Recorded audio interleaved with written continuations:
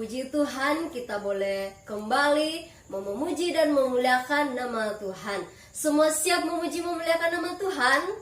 Puji Tuhan. Kakak Ika mau tanya yang ada di rumah, apa kabarnya hari ini? Dahsyat, dahsyat, luar biasa. Yes, yes, yes. Wah, puji Tuhan, Kakak Ika yakin dan percaya bahwa semua adik-adik sekolah minggu yang ada di rumah dalam keadaan sehat dan tetap dalam keadaan yang luar biasa. Nah, adik-adik semua sudah siap untuk memuji memuliakan nama Tuhan. Kakak Ika mengajak adik-adik yang ada di rumah untuk berdiri. Kita akan sama-sama memuji Tuhan dengan pujian yang berkata, satukanlah hati kami untuk memuji Engkau. Mari kita nyanyikan pujian ini dengan penuh sukacita.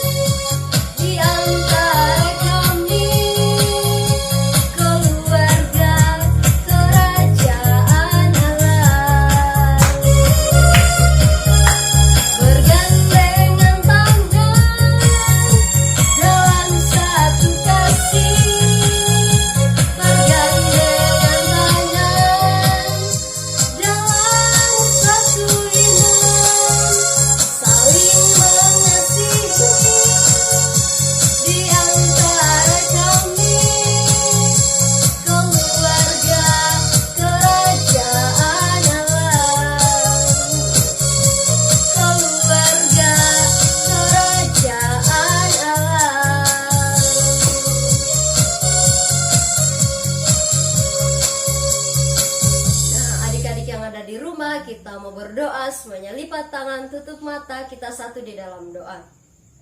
Tuhan, terima kasih penyertaan-Mu sungguh luar biasa dalam kehidupan kami. Kami bersyukur untuk waktu dan kesempatan yang Tuhan beri bagi kami untuk memuji dan memuliakan nama-Mu.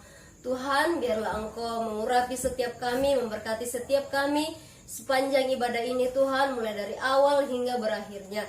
Terima kasih Tuhan. Yang siap memuji memuliakan nama Tuhan, mari sama-sama katakan amin. Silakan duduk kembali adik-adik. Adik-adik yang ada di rumah, tiba saatnya adik-adik akan mengumpulkan persembahan. Mari memberi yang terbaik untuk Tuhan.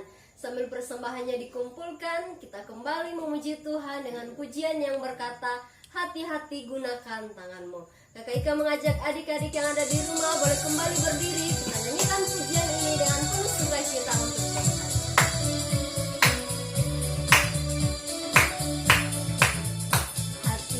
Hati-hati gunakan tanganmu, hati-hati gunakan tanganmu, karena Bapa di surga melihat ke bawah. Hati-hati gunakan tanganmu, hati-hati gunakan kakimu, hati-hati gunakan kakimu, karena Bapa di surga melihat ke bawah. Hati-hati gunakan kakimu.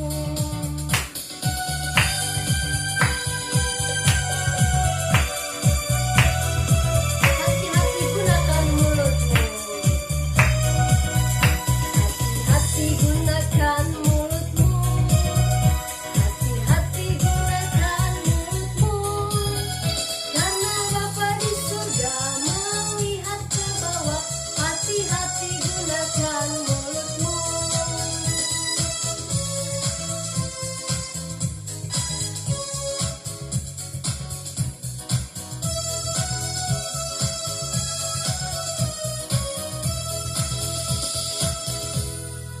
Nah, adik-adik, kita mau berdoa untuk persembahan yang telah kita kumpulkan. Semuanya lipat tangan, tutup mata, kita berdoa. Bapa dalam kerajaan surga, terima kasih Tuhan. Kami anak-anak sekolah minggumu sudah mengumpulkan persembahan. Biarlah persembahan ini Tuhan dapat dipakai di dalam pelayanan pekerjaan Tuhan. Terima kasih Bapa di surga, yang sisa pada mereka Tuhan, Engkau memberkati pekerjaan orang tua mereka Tuhan, Engkau memberkati. Terima kasih Tuhan, di dalam nama Tuhan Yesus kami sudah berdoa dan mengucap syukur. Haleluya, amin. Oke, adik-adik yang ada di rumah, tiba saatnya adik-adik akan mendengarkan cerita firman Tuhan. Mari siapkan hati, siapkan pikiran, dan fokus untuk mendengarkan cerita firman Tuhan. Namun sebelumnya itu, kita kembali memuji Tuhan dengan pujian yang berkata, "Oh Tuhan, pimpinlah langkahku." Mari kita nyanyikan pujian ini sebagai doa kita di hadapan Tuhan.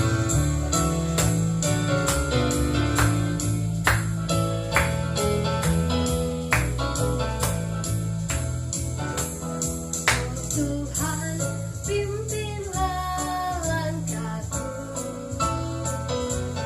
ku tak berani jalan sendiri,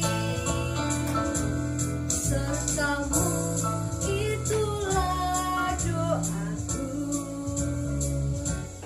ajarku merendahkan diri,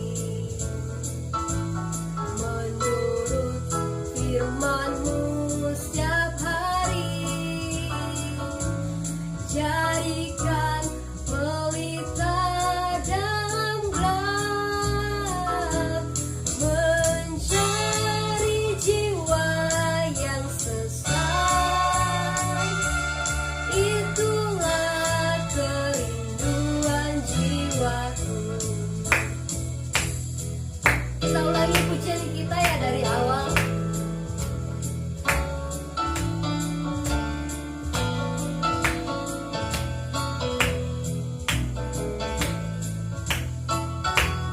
Oh Tuhan, pimpinlah langkahku, ku tak berani jalan sendiri, sertamu itulah doaku, ajarku merendahkan diri, menurut firman-Mu setiap hari, jadikan pelita dalam gelap, mencari jiwa yang sesat, itulah kerinduan jiwaku, itulah kerinduan jiwaku. Selamat mendengarkan cerita firman Tuhan. Selamat hari Minggu, Tuhan Yesus memberkati. Shalom adik-adik, tiba saatnya kita akan sama-sama mendengarkan cerita firman Tuhan. Ayo adik-adik yang di rumah, semuanya duduk yang manis di rumahnya masing-masing. Nah, sebelum dengar cerita, kita mau sama-sama berdoa. Ayo adik-adik di rumah, semuanya lipat tangan, tutup mata, tundukkan kepalanya. Kita satu di dalam doa.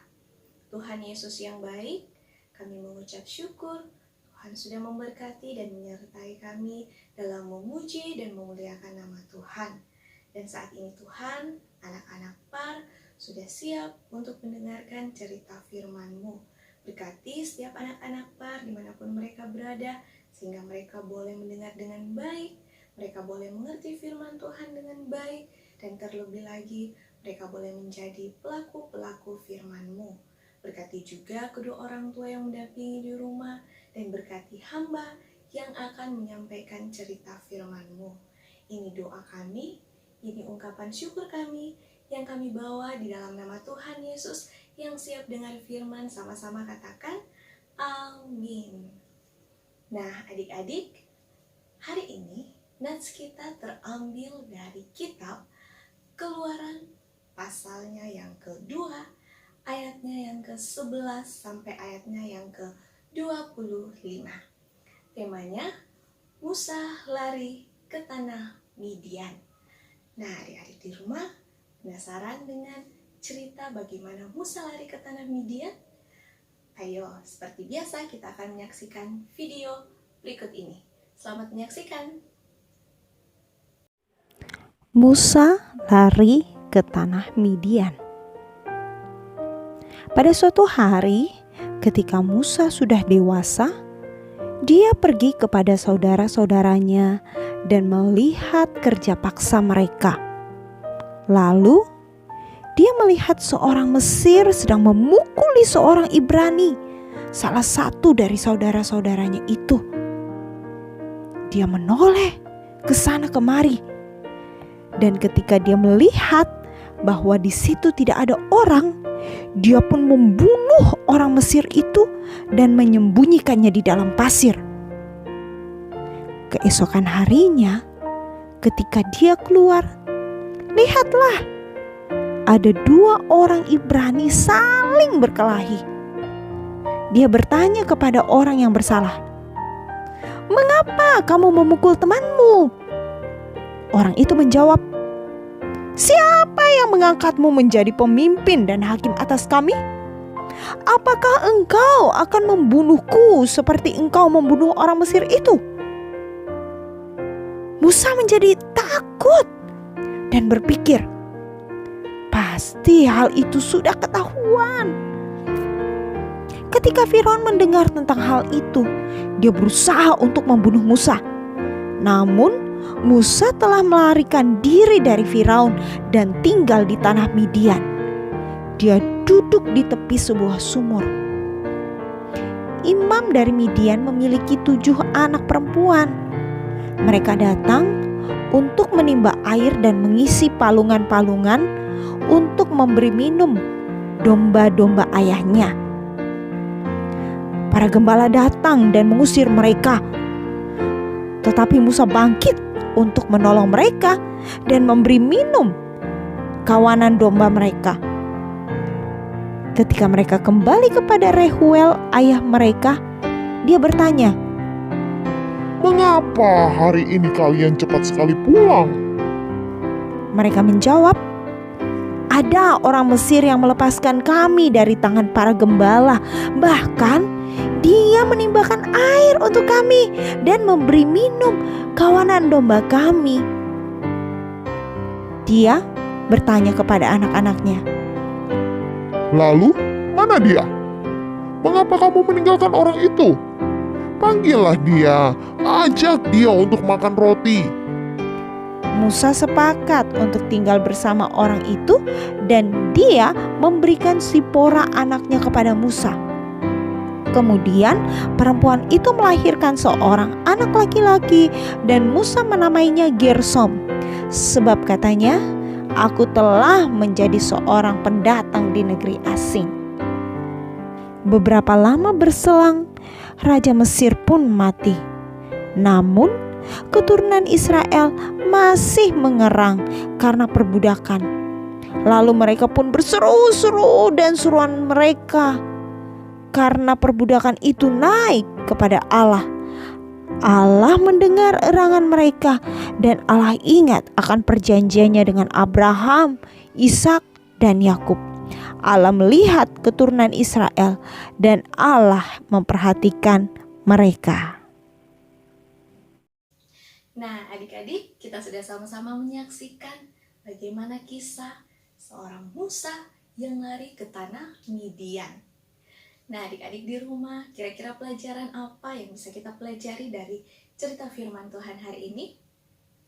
Yang pertama, kita belajar bahwa manusia harus melakukan hal yang benar dan bertindak hati-hati. Apa adik-adik? Manusia harus melakukan hal yang benar dan bertindak hati-hati. Nah, seperti dalam hal cerita firman Tuhan hari ini, kita melihat bagaimana seorang Musa, ia sangat mengasihi bangsanya, yaitu bangsa Israel. Nah, ketika Musa melihat saudara-saudaranya dipaksa untuk melakukan kerja paksa oleh orang Mesir, dan bukan itu saja adik-adik, mereka juga dipukuli oleh orang Mesir. Nah, melihat kejadian tersebut, timbullah amarah, timbullah emosi yang sudah tidak bisa dibendung lagi. Musa dikuasai oleh amarah, dan akhirnya Musa melakukan hal yang tidak benar.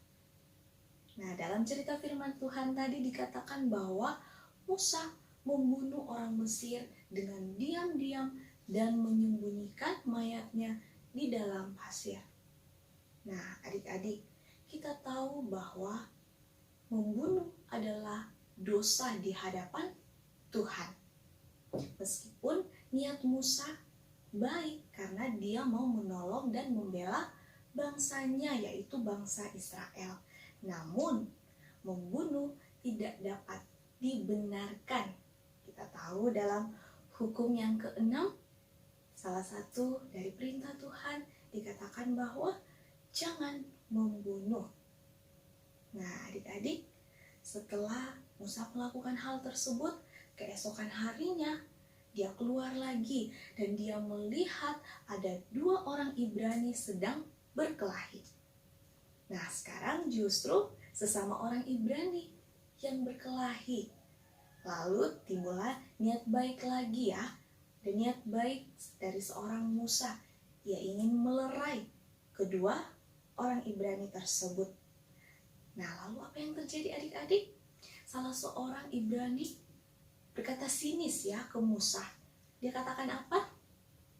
Dia katakan bahwa siapakah yang mengangkat engkau menjadi pemimpin atas kami? Nah, apakah kamu juga akan membunuhku seperti kamu membunuh orang Mesir itu? Nah, pada saat itu Musa langsung merasa takut. Wah, ternyata apa yang dia lakukan diketahui oleh sesama bangsanya sendiri. Nah, di situ Musa merasa takut karena takut kalau Firaun akan tahu apa yang dia lakukan. Dan benar saja ya adik-adik, Firaun mengetahui apa yang Musa perbuat, apa yang menjadi rahasia Musa. Firaun mengetahuinya. Firaun tahu bahwa Musa telah membunuh orang Mesir. Dan akhirnya Firaun menjadi marah dan ia berikhtiar, ia berniat untuk membunuh Musa. Nah, di sini Musa sangat merasa bersalah ya adik-adik. Maka dari itu ia pergi berlari ke tanah Midian. Musa lari ke tanah Midian. Dia merasa bersalah. Ya. Nah, adik-adik yang dikasihi Tuhan, kita tahu bahwa setiap perbuatan benar akan mendatangkan damai sejahtera. Namun dosa membuat kita kehilangan damai sejahtera. Nah, itu yang dirasakan oleh Musa. Dia kehilangan damai sejahtera karena dia sudah membunuh orang Mesir. Meskipun kita tahu bahwa niat Musa baik, dia mengasihi bangsanya sendiri. Dia mau membela bangsanya sendiri. Tapi tetap saja ya adik-adik, apa yang dilakukan Musa itu tidak benar. Nah, maka dari itu, adik-adik par yang ada di rumah, dalam kehidupan kita, jika kita ingin melakukan sesuatu hal, kita harus berpikir terlebih dahulu. Jika kita melakukan suatu tindakan, kita harus memikirkannya terlebih dahulu. Apakah yang kita lakukan ini sudah baik, benar, bukan dosa, ya? Dan apakah yang kita lakukan ini bermanfaat atau jadi berkat bagi diri kita sendiri maupun orang lain? Dan yang terpenting, kita harus berpikir bahwa apakah tindakan kita ini menyenangkan hati Tuhan. Nah, adik-adik, pelajaran kedua yang bisa kita pelajari dari cerita firman Tuhan hari ini, yaitu kita belajar bahwa Tuhan yang menuntun langkah kehidupan orang percaya. Apa adik-adik? Tuhan yang menuntun langkah kehidupan orang percaya. Nah, kita tahu bagaimana Tuhan mengasihi Musa dan menjaga dia sehingga dia dapat meloloskan diri dari kejaran Raja Fir'aun dan tentaranya yang hendak membunuh dia. Nah, dalam pelarian Musa ke tanah Midian, di Midian ada kisah yang indah yang terjadi dalam kehidupan Musa. Kita tahu dalam cerita firman Tuhan tadi, dikatakan bahwa ketika Musa sedang duduk-duduk di tepi sumur, dia bertemu dengan beberapa perempuan anak dari imam di Midian. Nah, di situ Musa lagi-lagi memberikan pertolongannya ya kepada anak dari imam di Midian. Nah, adik-adik, kita melihat di sini bahwa ada perbuatan yang baik, ada tindakan yang baik, tindakan yang benar yang dilakukan oleh Musa, yaitu menolong mereka. Nah, kita lihat bahwa dari pertolongan Musa itu akhirnya imam di Midian memberikan salah satu anaknya untuk dijadikan sebagai istri kepada Musa. Namanya siapa adik-adik? Namanya Siporah. Nah, Siporah adalah istri dari Musa dan mereka akhirnya tinggal di Midian selama 40 tahun. Dan mereka dikaruniai seorang anak yang bernama siapa adik-adik? Yang bernama Gerson, yang artinya orang asing. Nah, adik-adik yang dikasihi Tuhan, di sini kita melihat bahwa bagaimana seorang Musa kehidupannya berubah, yang tadinya dia menjadi putra angkat dari putri Fir'aun, jadi pangeran di Mesir, dan sekarang Musa menjadi gembala domba di Midian. Nah, dia menjadi gembala domba yang sabar dan tetap rendah hati. Nah, adik-adik yang dikasihi Tuhan, di sini kita lihat bagaimana Musa dibentuk dan dia dipersiapkan untuk membebaskan bangsa Israel. Nah, adik-adik, firman Tuhan hari ini mengajarkan kita bahwa segala sesuatu yang terjadi dalam kehidupan kita atas izin Tuhan. Jadi apapun yang terjadi dalam kehidupan kita itu atas izin Tuhan. Dan Tuhan memakainya untuk membentuk kita menjadi pribadi yang lebih baik lagi.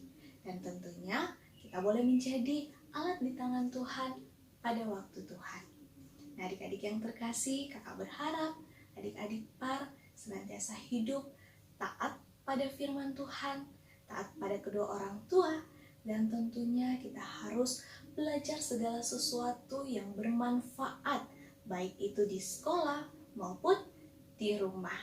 Dan satu lagi, kita harus senantiasa hidup untuk menyenangkan hati Tuhan. Dan kita percaya bahwa ketika kita hidup untuk menyenangkan hati Tuhan, Tuhan akan memberkati setiap anak-anaknya. Nah, baik adik-adik, demikian cerita firman Tuhan yang boleh kakak sampaikan hari ini. Biarlah boleh memberkati setiap adik-adik yang mendengarkan. Kita mau sama-sama berdoa, mengucap syukur untuk firman Tuhan hari ini. Semuanya lipat tangan, tutup mata, kita satu di dalam doa. Tuhan Yesus yang baik, kami mengucap syukur, kami sudah mendengar cerita firman-Mu, dan biarlah Tuhan cerita firman-Mu yang kami dengar tidak berlalu begitu saja, tetapi boleh kami mengerti, boleh kami pahami, dan kami boleh menjadi pelaku-pelaku firman Tuhan. Ajar kami Tuhan untuk senantiasa hidup taat pada firman-Mu, taat kepada orang tua, dan ajar kami untuk selalu hidup menyenangkan hati Tuhan. Bapa dalam kerajaan surga, ini doa kami, ini ungkapan syukur kami yang kami bawa di dalam nama Tuhan Yesus. Haleluya. Amin. Baik adik-adik, hari ini kita bersyukur karena kita sudah bersama-sama memuji dan memuliakan nama Tuhan dan juga telah mendengarkan kebenaran firman Tuhan. Sebelum kita menutup ibadah kita hari ini, Kakak Lydia punya pesan untuk adik-adik yang ada di rumah. Yang pertama, jaga hubungan adik-adik dengan Tuhan. Caranya yaitu dengan tetap berdoa, tetap memuji Tuhan, dan tetap membaca firman Tuhan. Yang kedua, pesan kakak untuk adik-adik yaitu jaga kesehatan adik-adik. Bagaimana caranya? Yaitu makan makanan yang sehat, makanan yang bergizi. Yang kedua, beristirahat yang cukup. Yang ketiga, rajin cuci tangan. Nah, adik-adik yang ada di rumah, kita akan berdoa, semua lipat tangan, tutup mata, dan kita berdoa. Terima kasih Tuhan Yesus, Engkau sungguh baik bagi kami dan bagi adik-adik sekolah minggu. Terima kasih Tuhan sudah menolong kami, memberkati kami dalam ibadah kami sepanjang hari ini Tuhan. Dan tiba saatnya kami akan menutup ibadah kami serahkan semuanya ke dalam tangan Tuhan. Berkati adik-adik yang ada di rumah dalam melanjutkan kegiatan aktivitas mereka, dalam bermain, dalam belajar. Tuhan kiranya bersama-sama dengan mereka, menuntun dan memelihara mereka. Kami berdoa untuk keluarga mereka, orang tua mereka, dalam mendidik dan mengarahkan mereka. Tuhan kiranya senantiasa bersama-sama dengan mereka. Segala kebutuhan, keperluan mereka Tuhan mempercukupkan. Dan kami berdoa Tuhan khususnya untuk adik-adik sekolah minggu yang mungkin dalam keadaan kelemahan tubuh Tuhan. Mari Engkau datang sebagai dokter yang tidak kelihatan, datang menjamah bagian tubuh mereka yang sakit. Sehingga mereka boleh sembuh dan nama Tuhan dipuji, dimuliakan. Terima kasih Tuhan Yesus, berkati juga guru-guru sekolah minggu dimanapun mereka berada hari ini. Serahkan semuanya ke dalam tangan Tuhan, berkati kami sepanjang hari ini dan seterusnya. Di dalam nama Tuhan Yesus kami menutup ibadah kami hari ini. Haleluya, amin. Sampai bertemu kembali.